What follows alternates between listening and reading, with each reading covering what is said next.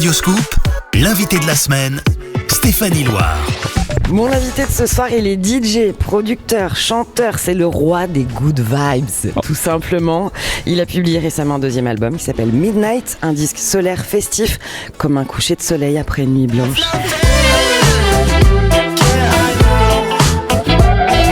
Salut Mid. Salut. Bienvenue sur Radioscoop. Ça c'est beaucoup de compliments pour moi. Bah ouais, mais bon, ça. J'ai l'impression qu'à chaque fois qu'on se voit, je repars de bonne humeur parce que je me prends une salve de compliments. Tu dis souvent que ta musique c'est un soleil dans la nuit. Midnight, c'est quoi? C'est une fête, c'est une thérapie, c'est les deux? C'est de la musique avant tout. Après, c'est chacun. Je pense que la musique, elle est réussie à partir du moment où le public et l'auditeur se l'approprie et l'écoute dans le contexte qui lui fait du bien. Ou du mal, mais enfin dans le contexte qu'il choisit quoi. C'est pas à moi de dicter ce morceau est fait pour danser et ce morceau est fait pour pleurer. Je pense que au contraire, je préfère que quelqu'un ait envie de se dire à un moment auquel j'ai même pas pensé, j'ai envie d'appuyer sur play plutôt sur mon morceau plutôt que sur un autre. Zéro injonction dans la musique. Tu as écrit cet album après 3 ans de tournée. Est-ce que c'est sur la route en tournée que tu trouves de l'inspiration? Pour cet album, en tout cas, j'ai l'impression que oui, quoi. C'est vraiment la nuit, le club, la danse, les lumières, la musique forte. Et je suis rentré, je me suis direct mis en studio, donc c'est ça qui m'a directement inspiré. J'ai pas eu le temps de penser à un concept, quoi. C'est un peu comme si j'étais rentré du club directement en studio et que je m'étais mis à faire de la musique. Donc il y avait quelque chose d'assez immédiat. Et pour Midnight, en tout cas, c'est vraiment le club qui m'a inspiré. On te sent toujours positif, solaire, de bonne humeur, t'arrives, tu souris, t'es sympa avec tout le monde. On sent que tu prends plaisir à faire les choses, mais tu dis aussi que la mélancolie, ça fait partie de la fête et de toi. Ça, c'est un comportement dans ta tête qui existe? Bien sûr, ouais. Je pense que déjà en tant que Français, on est tous mélancoliques et romantiques. Ah ouais, tu crois? Ouais, ça bien sûr, bien sûr. Aussi, hein. Franchement, c'est notre sport. Et aussi râleur. C'est notre sport national. Et on est bien chiant et assez con aussi et têtu. Je le suis aussi. Mais en effet, je pense que on a la chance, particulièrement en France, de réussir à mettre dans de la musique dansante et dans de la musique joyeuse, de la mélancolie, du romantisme, peut-être de la colère aussi. Et c'est ça qui est si intéressant, je trouve, dans la musique française, c'est que on n'est pas dans des émotions simples et parfois un peu qui peuvent faire de la musique un peu chiante, c'est-à-dire une musique joyeuse qui parle de choses joyeuses avec des accords majeurs où tout le monde sourit. Peut-être qu'en fait c'est pas très intéressant, ouais. Quoi. Je préfère avoir un peu plus que ce soit un peu plus profond et un peu plus épais. Un peu plus de complexité. Ouais. Pleurer sur le dance floor. Il y a une des chansons de l'album, c'est marrant, qui a changé de parole depuis parce que j'ai invité une chanteuse qui a voulu raconter autre chose, un morceau qui s'appelle Be Someone New. Et ben là, la première phrase de ce morceau dit Lying in the grass. Donc elle a choisi de parler de ça, elle dans un parc. Mais à la base, les paroles qui étaient sur ce morceau, c'était Crying in the Dance, qui était le fait de pleurer en dansant tellement on est heureux et exalté par la teuf et ému. Donc tu as raison.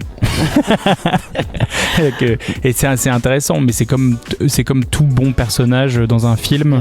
Le méchant qui est méchant et moche et uniquement méchant n'est pas tout à fait intéressant. On aime les méchants charismatiques et on aime les héros avec des faiblesses. Et comme dans la vie, à l'école, le petit garçon qui nous tape dessus, c'est celui qui est amoureux de nous.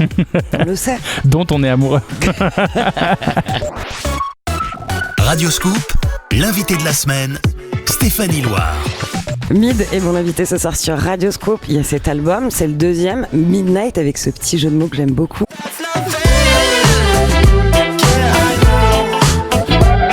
Pedro Winter, donc Buzzy P, qui est le boss de mon label, m'a toujours poussé à être plus simple. Justement, je pense que je suis arrivé dans le label en 2017 avec beaucoup de besoin de concept, de sarcasme, de second degré, d'essayer de trouver un autre angle. Et lui, il m'a toujours dit, mais regarde, qui tu es suffit à raconter une histoire intéressante et ta musique suffit et ta DA suffit. Et donc, il m'a poussé dans ce sens-là. Et en fait, Midnight, c'est juste une nuit avec moi. T'es en tournée dans toute toute la France. Il y a un grand concert au Zénith de Paris en février. Tu seras à Lyon aussi le 20 février au Transborder. Tu voyages dans le monde entier.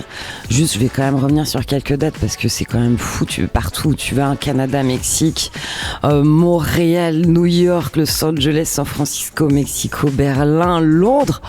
Je suis fatigué là déjà. Tu cumules des miles, ça fout. Ce mode de vie là, tu l'épouses comment? Tu l'embrasses Mais comment? je trie mes poubelles. Ouais. Pour contrer mon bilan carbone. Faire un petit un contrepoids. J'ai lu aussi que tu aimais que le public prenne part à ton show. Ouais. Soit acteur de ton show. L'idée c'est que j'aime beaucoup les petits clubs et c'est là que j'ai commencé à mixer, c'est là que j'ai commencé à jouer ma musique, à faire la fête. Et c'est vrai quand on arrive sur des scènes plus grosses, des scènes de festival ou des salles comme le Zénith, l'idée c'était comment je peux faire mon live. Donc le live c'est plus de platine quoi, c'est des synthétiseurs, des boîtes à rythme, je chante, il y a des lumières et je me suis dit mais comment garder ce contact avec le public, autant pour que le public ne se sente pas face à une scène et à quelqu'un sur une scène, ce qui crée plusieurs niveaux de séparation, et autant que moi aussi je ressente ce que eux vivent dans la fosse et dans la teuf. Et donc on a fait un système pour ce nouveau live où en fait il y a beaucoup de caméras. Et ces caméras sont donc évidemment retransmises sur des énormes écrans. Et le fait c'est qu'on n'a pas des caméramans, c'est-à-dire que les caméras sont toutes mobiles. Et je donne les caméras au public. Trop cool. Moi, je deviens moi-même caméraman. Il y a un opérateur vidéo sur scène qui monte en direct en fonction de ce qu'il reçoit comme flux. J'adore. Et en fait, ça devient une fête à laquelle on participe tous ensemble et où en fait, on se voit les uns les autres comme si on était dans un plus petit club. C'est génial ça. Tu es passé par Londres, Los Angeles, Tokyo. Si tu devais choisir la capitale mondiale de la fête, je pense que la capitale mondiale de la fête, c'est dur à dire, mais Paris est pas mal. Hein. Ouais.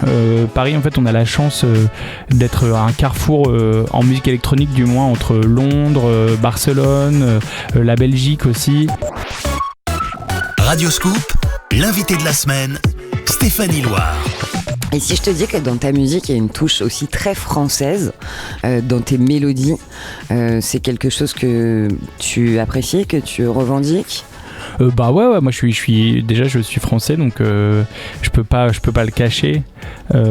Et c'est vrai que la musique française, on a une tradition pop, une tradition de musique dansante et une tradition justement de mélange aussi qui est assez excellente quoi. Enfin, je sais pas, j'ai jamais vraiment trouvé d'où ça venait, mais tu vois, autant quand t'écoutes Michel Berger, les Daft Punk, Christophe, il y a toujours des mélanges de genres et aussi une sorte de côté aigre doux de mélange de genres qui sont pas censés aller ensemble et qui font de nous des bons cuisiniers de la musique, et donc j'ai la chance aussi d'avoir ça et de pouvoir mélanger les styles et ça donne de la musique unique et c'est peut-être ça la musique française. Ouais. Je saisis cette balle au bond. Tu faisais une métaphore autour de on est des cuisines de la musique, j'aime bien le lien entre la table, la bouffe et la musique. Il y en a un pour toi ou pas? Le plaisir, ouais, évidemment, le fait de les plaisirs de la vie, quoi. Écouter de la musique, bien manger, faire l'amour, c'est un truc français. Ça est très bien. Je sais pas dans quel ordre, mais ça fonctionne dans les trois. C'est peut-être ça qui rend heureux. Ça dépend des jours. Aujourd'hui, j'ai surtout hâte de faire de la musique. Et je pense que la musique, pour moi, est toujours en premier. Toujours. Ouais, malheureusement. Tu fais partie du label Headbanger. D'ailleurs, dans quelques minutes, c'est Pedro Winter, Buzzy P, qui sera avec nous pour parler. Je l'ai pas encore vu. Pour parler des 20 ans et quelques de ce label qu'il a fondé. La maison de Pedro Winter et toute la French Touch, c'est une famille ou un label Headbanger? Une bande de potes? C'est une famille, c'est un art de vivre, c'est une philosophie qui a été créée par Pedro. On est tous sous un mélange entre un papa et un gourou, quoi. Donc il est inspirant, il nous pousse à faire ce qu'on a envie de faire. Il y a de meilleurs artistes. Et ce qui est assez génial avec ce label au final, Headbanger, en fait, en artiste récurrent, on n'est qu'une dizaine au final, donc ouais, je dirais plus une famille, ouais. Il y a une dimension psychologique dans cet accompagnement là. Évidemment, c'est quasiment ça. Enfin, on parle beaucoup de musique, soit, mais un artiste, forcément, on se pose beaucoup de questions, on a des doutes, on a envie d'aller dans une direction, on a besoin d'être motivé, et des personnes comme Pedro, c'est des personnes qui te changent la vie.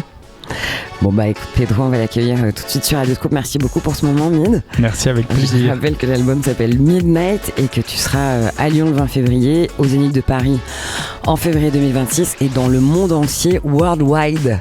Ouais, voilà. Retrouvez-moi quelque part dans le monde. Partout. Un marin. Allez, merci beaucoup. Merci.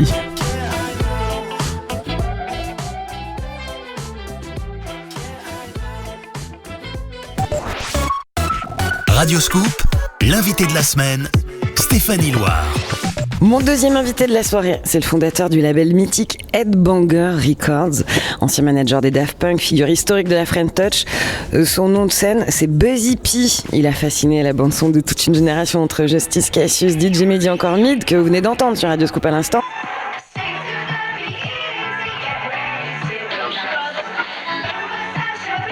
Fait rayonner l'électro-française dans le monde entier. Et en plus, ce soir, il est accompagné de Somi. Et ça, c'est du bonus sur Radio Scoop. Bonsoir à tous les deux. Bonsoir. Salut Stéphanie. Pedro, bonsoir Somi. Salut Stéphanie. C'est pas du tout la vraie voix de Somi, hein, je vous préviens, il triche. Donc ce soir, vous serez à Lyon. Vous allez produire et ambiancer le public lyonnais pour l'ouverture d'une nouvelle salle à Lyon. Fiducial Astéria. Un sacré programme parce que je crois savoir que c'est quand même un espace qui est assez gigantesque. On a concocté un petit line-up à la fois à l'image de la nouvelle couleur, disons, du label avec notre nouvelle signature, Tatiana Jane qui sera au platine, et on est aussi ravis d'accueillir une tête d'affiche parce qu'il fallait quand même quelqu'un de balèze pour réunir nos amis lyonnais et lyonnaises, et donc il y a Kungs qui sera avec nous. On célèbre Headbanger, on célèbre l'ouverture d'une nouvelle salle à Lyon, et on célèbre aussi l'arrivée prochaine du nouvel album de Kungs. Et on fait danser les gens, ce que vous savez faire depuis pas mal d'années aussi. Headbanger, le label que tu as créé, il a plus de 20 ans aujourd'hui, je crois 22. C'est ça, ouais. Dans son sillon, une succession d'albums mythiques qui figurent aujourd'hui au panthéon de la musique électro-française. Cet anniversaire qui contient plus de 2 décennies, c'est l'occasion de se retourner sur le chemin parcouru et de constater quoi ? De se dire que l'envie est toujours là et qu'on s'amuse toujours autant. Je sais que c'est un peu facile de temps en temps de dire ça, mais je suis un peu dans ce constat-là, de me dire que je me marre encore, que j'aime accompagner les artistes, voilà, que je suis toujours pas épuisé, et toujours de l'appétit pour la musique, c'est découvrir des artistes. Ouais, bah c'est ça là, c'est ce qu'on fait avec Mead, c'est ce qu'on fait avec Tatiana Jane, c'est ce qu'on fait avec Yacine, que je viens de signer aussi sur. Je fais un nouveau label un peu digital qui s'appelle Ed, qui va me permettre aussi de sortir plus de morceaux. Pour revenir un petit peu sur la genèse d'Headbanger, tu l'as créé en 2003 dans un moment où tout explosait, Cassius, Oizo, Justice. Tu savais que tu tenais un truc historique à l'époque ou pas du tout ? Non, honnêtement, moi j'ai lancé le label de façon complètement désintéressée et complètement freestyle, c'est-à-dire que j'ai pas fait de business plan. Le matin même où j'ai monté le label, je ne savais pas que j'allais rencontrer deux choses, et de se dire que finalement notre intuition artistique première, elle est fidèle. Voilà, moi j'ai vieilli évidemment, mais j'ai pas du tout changé de ma façon de travailler de 2003. Peut-être on est un tout petit peu plus organisé, un peu plus mieux entouré, ça c'est possible, mais la façon dont si je rencontre un artiste, je pense que j'aurai exactement la même méthode qu'en 2003 quoi. L'histoire de ta rencontre avec Justice autour d'une raclette, c'est devenu culte. Tellement entendu.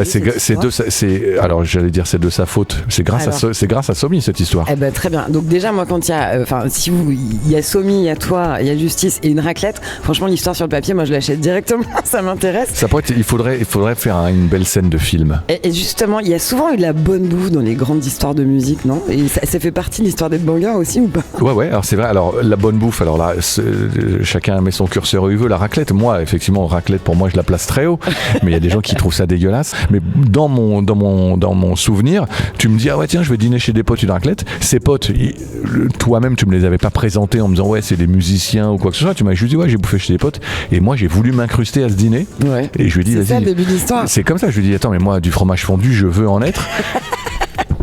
faut quand même préciser. Et il s'incruste à la raclette et il se trouve que Gaspard et Xavier faisaient de la musique de manière encore un peu embryonnaire. Ils avaient participé à un concours de remix auquel ils avaient soumis We Are Your Friends. Ils n'avaient pas gagné et donc le remix était un peu dans leur tiroir et après quelques centaines de grammes de fromage, Pedro écoute le morceau sur un player, tu sais, avec un CD, tu sais, les trucs à l'ancienne qu'on avait dans les chambres d'ados. Ouais. Et Pedro dit non mais attends, mais moi j'adore ce morceau, ça m'intéresse. Et le lendemain, la raclette quoi en fond. Et le lendemain, Justice signe chez Headbanger. Elle est belle l'histoire. Enfin, vous devriez faire une raclette. Manger du fromage. Avant d'être le boss d'Headbanger, t'étais le manager des Daft Punk.